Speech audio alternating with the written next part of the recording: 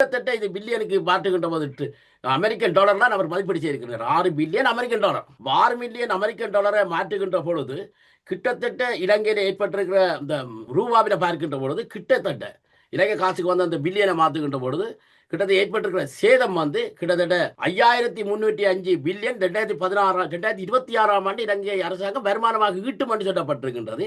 அதனுடைய அரவாசி தொகையாக 2600 பில்லியன் வந்து இப்போது சேதம் ஏற்பட்டிருக்கின்றது, இழப்பு ஏற்பட்டிருக்கின்றது. அது உட்கட்டுமானத்திலிருந்து சகலதிலும் அந்த இழப்பு ஏற்பட்டிருக்கிறது.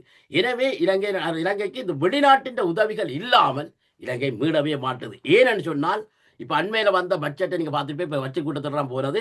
அந்த பட்ஜெட் கூட்டத்தொடரில் வந்து இலங்கையினுடைய படுகடன் மீள்கொடுப்பன ஒட்டுமொத்த செலவுன்றது வந்து அமெரிக்க டாலர் சொல்ல போனா 29 பில்லியன் அமெரிக்க டாலர் ஒட்டுமொத்த செலவு. இலங்கையினுடைய ஒட்டுமொத்த செலவாக 29 பில்லியன் 2026 வரப்போற வருஷம் ஜனவரியிலிருந்து இந்த 26 செலவு வருமானம் மதிப்பிட்டுக்கணும். ஆனால் வார வருஷம் வந்து இலங்கை ரூபாவில வந்து 5305 பில்லியன் தான் வருமானம் உழைக்கும். அதாவது உங்களுக்கு தெரியும், வரி வருமானம், வரி அல்லாத வருமானம். நீங்கள் ஊடகப்புல நிறைய பேராசிரியர்கள், பொருளாதார பேராசிரியர்களை கொண்டு நீங்கள் நேர்காணல் செய்கிறீர்கள். அவர்கள் தெளிவாக இந்த பதிவுகளை செய்திருக்கின்றார்கள் பல்வேறு பொருளாதார கருத்துக்களை. அதே போல வரி வருமானம் கிட்டத்தட்ட 4850 பில்லியன் தான் பெறும்.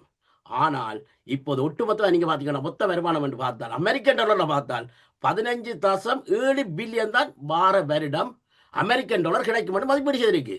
இதுல 15.7 பில்லியன்ல இன்றைய நேற்று அத்தியாவசிய ஆணையாளர் சொல்லியிருக்கிறார் 7 பில்லியன் இழப்பு ஏற்பட்டிருக்கின்ற.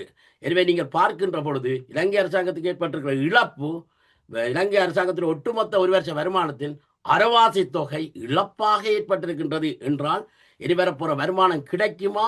இனி எவ்வளவு உற்பத்திகள் பாதிக்கப்பட்டிருக்கின்றன, சுயதொழில் முயற்சியாளர்கள் பாதிக்கப்பட்டிருக்கிறார்கள், நடுத்தர கைத்தொழில்கள் பாதிக்கப்பட்டிருக்கின்றது, பெரிய கைத்தொழில்களுக்குரிய போக்குவரத்து சாலைகள் பாதிக்கப்பட்ட உற்பத்தி பொருட்கள் நகர்வது தடுக்கப்பட்டிருக்கின்றது, நிறைய எலக்ட்ரானிக் பொருட்கள் வெள்ளத்தில் பாதிக்கப்பட்டிருக்கிறது, நிறைய ஃப்ரிட்ஜுகள் தளவாடங்கள் வெள்ளத்தால் பாதிக்கப்பட்டிருக்கின்றது, நிறைய மக்களின் வீடுகள் இருக்கிற மின்சார சாதனங்கள் பாதிக்கப்பட்டிருக்கின்றது.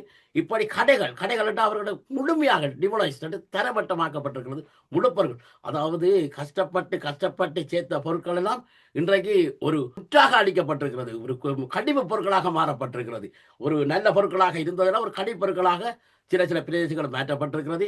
எனவே இலங்கைக்கு மிகப்பெரிய நெருக்கடி ஏற்பட்டிருக்கின்றது. ஏனென்று சொன்னால் நீங்க பார்க்கலாம், இன்றைக்கு உலகத்தில் இப்போது கிடைக்கின்ற உதவிகள் எல்லா நாடுகளும் இன்றைக்கு உதவி செய்து கொண்டிருக்கு. உண்மையில இந்தியாவுடைய உதவி என்பது மிக மிக காத்திரமான உதவிகளாக பிளைட்ல வந்து கொண்டிருக்கின்றார்கள்.